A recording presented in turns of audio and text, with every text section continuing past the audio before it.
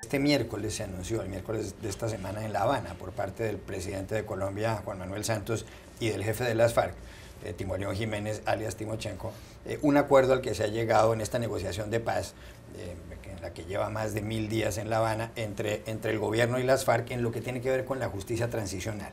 Es decir, la forma como van a comparecer ante la justicia los miembros de las FARC, de ese grupo guerrillero. También anunció el presidente Santos que el acuerdo final, el acuerdo definitivo de terminación del conflicto se va a suscribir a más tardar en 6 meses, es decir, el 23 de marzo del año entrante. Y por otro lado dijo que las FARC van a empezar el proceso de dejación de armas a más tardar 60 días después del anuncio de este acuerdo. Ha habido algunas críticas con respecto a lo que se anunció, en el sentido de que dice que aquí hay una dosis de impunidad. Por ejemplo, si un miembro de las FARC ha cometido un delito grave, si lo confiesa, puede pagar una pena de entre 5 y 8 años en condiciones de libertad restringida, no se sabe muy bien dónde, condiciones especiales, podría ser, por ejemplo, en una finca vigilada, en una comunidad agrícola vigilada. Y hay gente que dice que esto entraña una dosis de impunidad, porque no pasaría un solo día en la cárcel. Por otro lado, la fiscal general, la fiscal jefe de la Corte Penal Internacional, Fatou Bensouda, dijo que, sin embargo, ella nota con optimismo lo que hay en este acuerdo, lo que se anunció. ¿Cuál es su punto de vista? Es importante el anuncio del presidente Santos porque desata el nudo gordiano del proceso de paz. En la discusión del proceso de paz, la agenda entre el gobierno y las FARC tenía 6 puntos. Puntos de tierra, puntos de desarrollo rural, puntos de narcotráfico y otros elementos del conflicto. Pero el nudo gordiano, lo que verdaderamente la sociedad colombiana estaba esperando, era el tema de la justicia. Porque este es un proceso de paz discutido en el siglo XXI, donde ya tenemos unos elementos de justicia internacional, donde el Estado colombiano ha avanzado en la aplicación no solo de medidas de justicia transicional en procesos anteriores, sino también ha aprobado una ley de víctimas. Entonces no estamos en 1990, Juan Carlos, cuando la intención del pueblo colombiano era guerrilla, deje las armas. El pueblo colombiano está pidiendo guerrilla, deje las armas, pero vamos a ver qué grado de justicia, qué dosis de verdad, qué proceso de reparación tendremos para llegar a esa paz. Entonces es mucho más complicado y ahí ese es el nudo gordiano que ha tenido el proceso de paz de la FARC. Tan crucial era que su oposición, la de Álvaro Uribe, construyó un discurso y le permitió generar, digamos, unos ataques continuados al proceso de paz en los últimos 2 años, tal vez 2 años y medio, bajo el eslogan de paz sin impunidad. Y le permitió construir la fuerza opositora en estos momentos más importante del país, en términos de votos y en términos de bancada congresional. Entonces, Santos y la FARC se anotan un éxito al desatar ese nudo gordiano. Ahora bien, al desatarlo, hay líos adentro. Hay dudas, hay preguntas. Usted mencionó una, Juan Carlos, hay otras más. Las FARC se someterían a una jurisdicción especial de justicia, una jurisdicción que no pertenece al Estado colombiano, que no pertenece al aparato actual, institucional, construido por la Constitución del 91. Las FARC se anotan un gol ahí, porque esa jurisdicción especial conformada por magistrados colombianos y extranjeros, no tenemos claridad sobre cómo se va a conformar, quiénes juzgarán esos delitos.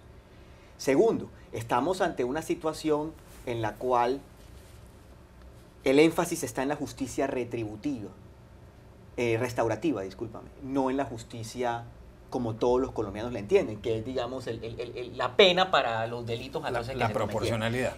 Exactamente. Entonces, hacia los colombianos van a ver que casos bien difíciles, las masacres, los secuestros de años enteros de políticos y de militares y de gente, los asesinatos sistemáticos a núcleos familiares por años, atentados terroristas que causaron mutilaciones y heridas a personas, van a terminar siendo evaluados por esta justicia y tratados de una manera mucho más generosa, porque es la esencia de la justicia reparacional y restaurativa en vez de la justicia punitiva y tradicional. No es muy pronto para declarar victoria en este proceso de paz, no es muy pronto para tomarse la foto, para celebrar, digamos, públicamente, si bien este es el punto más sensible de la agenda igual no se ha terminado la conversación con las FARC sobre, ni el proceso de paz, ni tampoco lo ha refrendado el pueblo colombiano. Hay preocupación en este momento, no solamente por parte de la oposición formal encabezada por Álvaro Uribe, sino entre los colombianos, de que no hay suficiente información. Las mismas organizaciones internacionales de derechos humanos han mostrado preocupación por temas de impunidad, y los mismos colombianos que hoy el gobierno pide que no especulen sobre el acuerdo, pues no tienen otro remedio que especular, porque realmente ha dejado más dudas que respuestas. Bueno, y usted ha dado en el clavo, es decir, desde siempre se sabía que el proceso iba a ser qué dosis íbamos a tener de justicia, qué dosis íbamos a tener de lo que los opositores llaman impunidad o lo que los expertos llaman justicia transicional, que es un poco esa transacción que hay entre el castigo tradicional y medidas de memoria y de reparación. Desde el principio sabíamos que en este proceso íbamos a tener también que como el establecimiento colombiano iba a tener que ceder. Las críticas, por ejemplo, se hacen hacia cuánto va a ceder. Por ejemplo, al igualar en la Jurisdicción Especial de Paz el Estado colombiano con la guerrilla gana una victoria simbólica y conceptual. Y es, no se somete o no se rinde, en términos militares de ellos, a ningún juez colombiano tradicional. Se rinde, se somete, y no se somete, sino que va a un tribunal especial en el cual podrá confesar los delitos y luego tendrá en condiciones especiales de reclusión. En estos momentos, lo que sigue ahorita, y es el cálculo que hizo Juan Manuel Santos y también Timochenko cuando hacen la foto, es la pelea por los corazones y las mentes de los colombianos comenzó el miércoles pasado, para ver cómo los colombianos vamos a percibir ese grado de impunidad. Si los colombianos continuamos percibiendo que este acuerdo de paz se encuentra lejano de lo que en el sentir popular es la justicia para las FARC, Uribe seguirá teniendo unas municiones y la oposición uribista logrará, digamos, generar otra nueva etapa en sus ataques al proceso de paz, ahora discutiendo estos detalles puntuales de castigo y de pena. Si los colombianos en los próximos meses, y eso va a depender mucho del gobierno y también de las FARC, logran enmarcar esta discusión y convencer a los colombianos de que el grado de impunidad, del grado de justicia o de castigo que tiene ese pacto, cosa que es difícil porque hay unas ambigüedades que ya identificamos, entonces los colombianos comenzaremos a bajar de pronto la prevención frente a eso.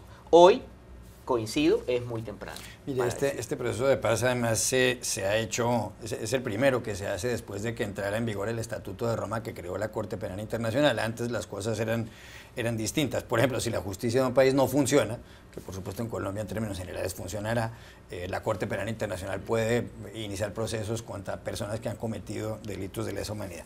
Pero los procesos de paz nunca son perfectos. Siempre se habla de que lo ideal es que haya tanta justicia como sea posible y tanto perdón como sea necesario. El presidente Santos tiene una imagen positiva, según una encuesta de la revista Semana y de RCN, de la alianza de RCN en Colombia, de alrededor del 29% en el último sondeo. Era un hombre impopular, pero ¿usted no cree que cuando los colombianos empiecen a ver que quizás las FARC dejan de cometer atentados, cosa que han hecho en los últimos meses, cuando los colombianos vean que cuentan la verdad algunos integrantes de las FARC, cambia totalmente la opinión pública, porque la opinión pública es muy voluble y la gente cambia en 24 horas. Y esto se lo digo porque Santos ha manifestado varias veces que el pueblo colombiano tendrá que refrendar o no en una votación estos acuerdos. ¿Usted no cree que al final terminará ganando el sí, el apoyo a los acuerdos, cuando la gente vea que los de las FARC se suben al carro, se montan al bus? La apuesta, el riesgo calculado que toma guerrilla y gobierno tiene que ver precisamente con eso, Juan Carlos, con la necesidad de reactivar, de darle un corrientazo de vida para que el proceso de paz que se encontraba en un electrocardiograma plano recupere un latido y logre revitalizarse.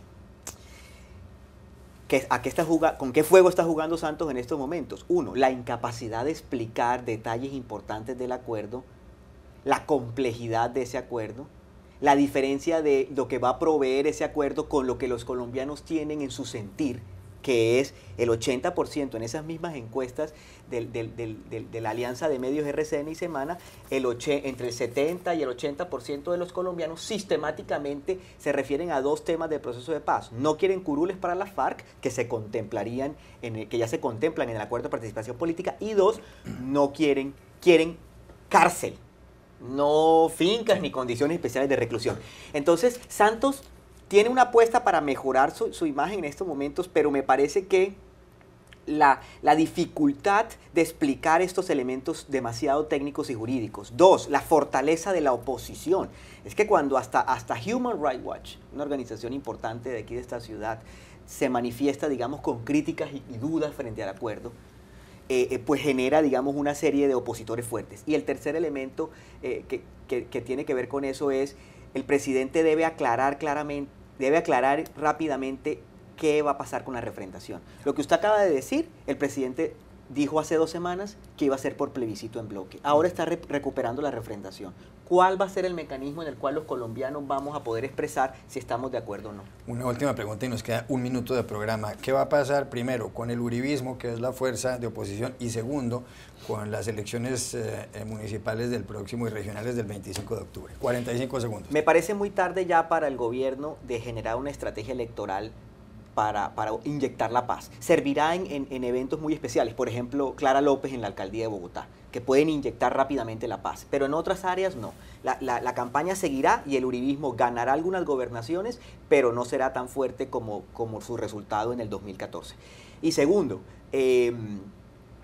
lo que viene pues para Uribe como tal es revitalizar su discurso de la paz sin impunidad. Él en estos momentos, el gobierno le responde con este plan de impunidad.